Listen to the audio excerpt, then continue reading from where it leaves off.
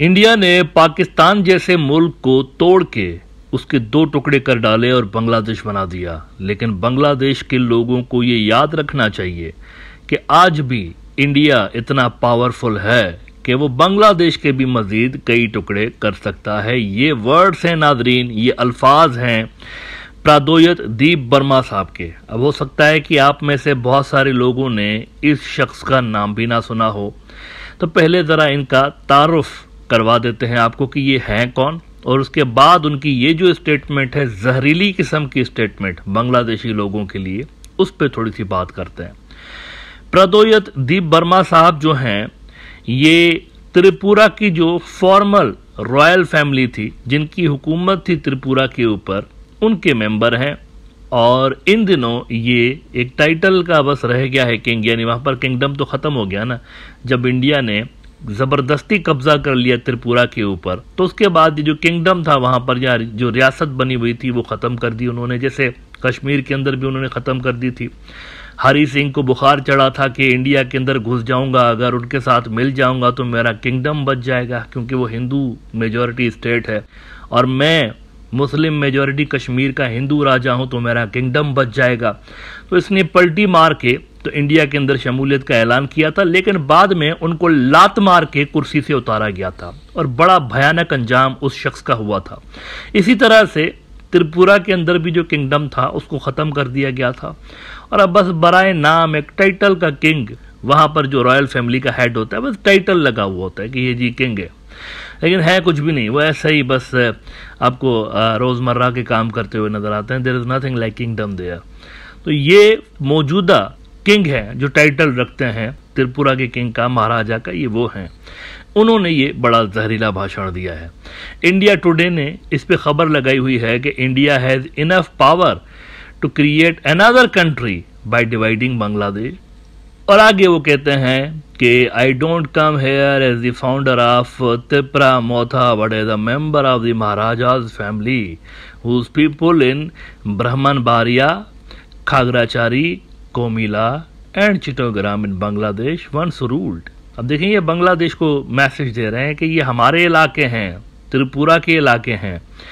It pains me to see that our people who were part of Tripura 70 years ago are now coming under attack. Hindu बरादरी के हवाले से बात कर रहे हैं कि अब उन पे हमले हो रहे हैं इन इलाकों में। Their temples are being vandalized, churches attacked, and they are being killed.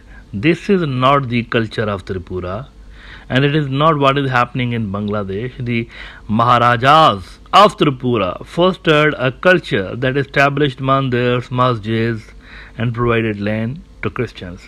अच्छा जी, अब आगे वो कहते हैं कि पहले हमारी दोस्ती थी बांग्लादेश के साथ, लेकिन but now that friendship no longer exist, अब वो दोस्ती नहीं रही। If the people of Bangladesh think they can challenge us, I must remind them that by dividing Pakistan, India created Bangladesh, and now India has the power to create another country by dividing Bangladesh again.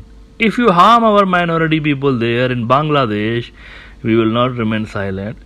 India country belongs to Mahatma Gandhi, Netaji Subhash Chandra Bose and Sam Manekshaw.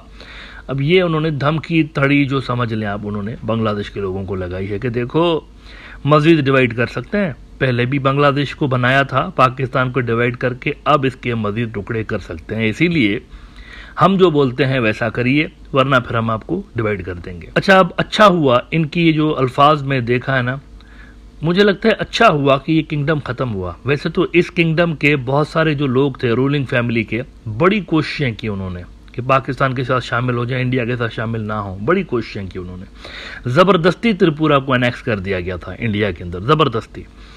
इसी तरह से north east के बहुत सारे इलाकों को भी ज़बरदस्ती एनेक्स किया गया था। लेकिन इनकी ये जो भाषणबाजी मैं सुन रहा हूं ना, तो इसको देखकर लग रहा है कि अच्छा हुआ ये इंडिया के अंदर एनेक्स हुआ, क्योंकि इस तरह के जो लोग हैं वो डिजर्व नहीं करते थे त्रिपुरा के ऊपर हुकूमत करने को। इतना ज्यादा कट ऑफ है ग्राउंड रियलिटीज से, ये त्रिपुरा के किंगडम को क्या चलाते।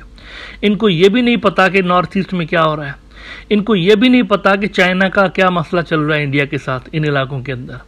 ये बिल्कुल टोटली कट ऑफ है ग्राउंड रियलिटीज से, और ये भी नहीं समझ पा रहे कि ये उस मुल्क के लिए इस तरह की बातें कर रहे हैं जो कि 3 साइड से इनको घेरे हुए और आज नहीं तो कल मुमकिन है, इसकी हाई पॉसिबिलिटी है कि त्रिपुरा को अनेक्स कर दिया जाए बांग्लादेश के अंदर। इसकी हाई पॉसिबिलिटी है। असम के इलाकों को और त्रिपुरा के इलाकों को आज से हो सकता है कुछ डेकेड्स के बाद अनेक्स कर दिया जाए बांग्लादेश के अंदर। ये जो नॉर्थ ईस्ट की रियासतें जब अलग होंगी, 7 सिस्टर स्टेट्स, तो बांग्लादेश के लिए भी अपॉर्चुनिटी क्रिएट होगी। इन इलाकों में से कुछ को अनेक्स करने की कंपल्शन होगी, स्ट्रेटेजिक कंपल्शन मैं इसको बोलता हूं। क्यों?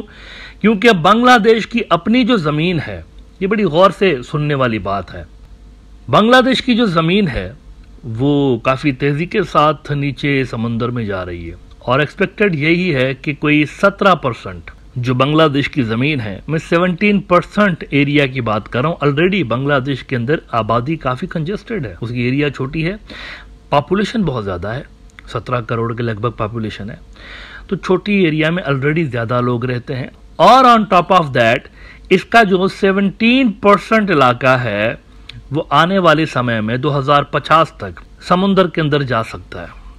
ये बात मैं नहीं कह रहा हूँ, ये IMF की 2019 में IMF की रिपोर्ट है, इंटरनेशनल मॉनेटरी फंड की, कि 2050 तक बांग्लादेश की 17% ज़मीन जो है वो समुद्र में चली जाएगी और 30% उसकी जो फूड प्रोडक्शन है वो रिड्यूस हो जाएगी एज अ रिजल्ट। अच्छा, रेफरेंस के अलावा तो मैं यहाँ पर कोई बात नहीं करता हूँ, राइटर्स की खबर देख लीजिए। As seas rise Bangladesh farmers revive floating farms, और इसमें वो कहते हैं कि rising sea levels and coastal erosion could cause Bangladesh to lose 17% of its land surface and 30% of its food production by 2050, according to a 2019 International Monetary Fund report.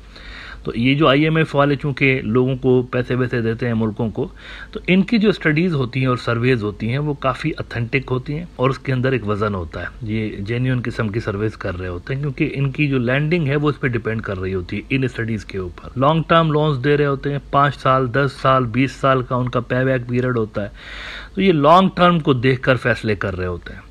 लिहाजा वो कहते हैं कि 17% बांग्लादेश की ज़मीन चली जाएगी नीचे, तो बांग्लादेश की आबादी बढ़ रही होगी, ज़मीन श्रिंक हो रही होगी, तो इसका क्या मतलब है? बांग्लादेश को ज़मीन चाहिए और उसके आजू बाजू इंडिया के अंदर बहुत सारे ऐसे इलाके हैं जो कि असल में बांग्लादेश के इलाके हैं, ग्रेटर बंगाल का हिस्सा हैं, तारीख़ी एतबार से बंगाल का ही हिस्सा रहे हैं, त्रिपुरा भी उनमें से एक है, असम के इलाके भी उनमें से एक है। तो अगर नॉर्थ ईस्ट जो कि अलग रियासत बनना ही है, चाइना राइजिंग सुपर पावर है, वो नहीं चाहेंगे कि उनके बॉर्डर्स पर इंडिया जैसा लड़ाकू किस्म का पड़ोसी हो, वो यही चाहेंगे कि ये वाले उनके बॉर्डर्स फ्री रहें।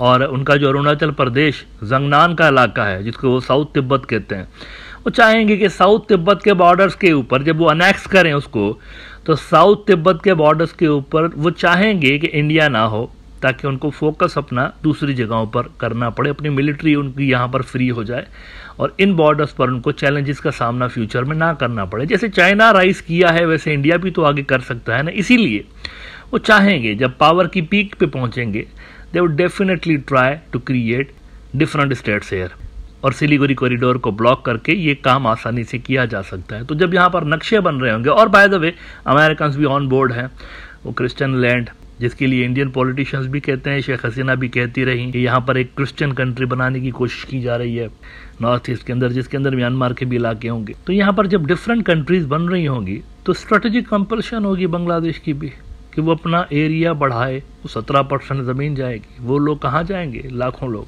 ज़मीन चाहिए। तो त्रिपुरा सबसे आसान होगा। फिर ज़रा नक्शा देखिए ना, ये देखिए बना बनाया त्रिपुरा पड़ा हुआ है बांग्लादेश के सामने। सिर्फ यहाँ से फोर्सेज ने मूव करना है और दूसरा यहाँ ऊपर से फोर्सेस ने मूव करना है, तो अंदर सारा का सारा जो कुछ भी होगा लॉक हो जाएगा, बांग्लादेश की बाउंड्रीज के अंदर आ जाएगा। सिर्फ टाइमिंग की बात है कि ऐसा होना कब है। ऐसा होना तब है जब हालात फिजिबल हों, और हालात फिजिबल तब होंगे जब चाइनीज इंटरवेंशन होगी इन इलाकों के अंदर, जो कि होनी है सूनर और लेटर।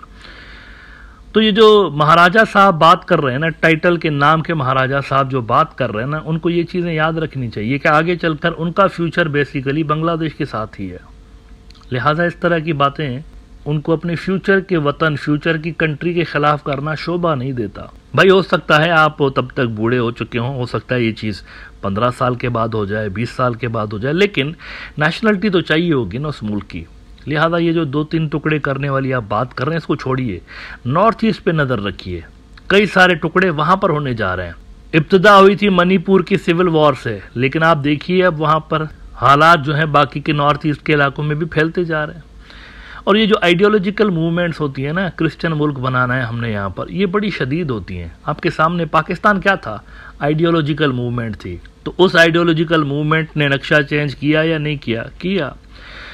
काफ़ी साल लगे, 2-3 डेकेड्स लग गए, लेकिन हो गया ना। तो यहाँ पर भी 2-3 डेकेड्स लगेंगे, लेकिन आइडियोलॉजिकल मूवमेंट्स क्रश नहीं होती, स्पेशली तब जब उनको ग्राउंड पे लोकल पॉपुलेशन की सपोर्ट हो, जो कि है इनको। वहाँ पर लड़ने वाली जो तंजीमें हैं इनको है लोकल पॉपुलेशन की सपोर्ट ग्राउंड पे मौजूद है उनके लिए। तो मेरे ख्याल से बांग्लादेश के 2-3 टुकड़े करने से पहले उनको ज़रा नॉर्थ ईस्ट के हालात का बगौर जायज़ा लेना चाहिए कि वहाँ पर क्या हो रहा है। इंडिया के हाथ से वो स्लिप हो रहा है, और अगर इंडिया के हाथ से नॉर्थ ईस्ट गया तो त्रिपुरा बांग्लादेश के अंदर एनेक्स भी हो सकता है।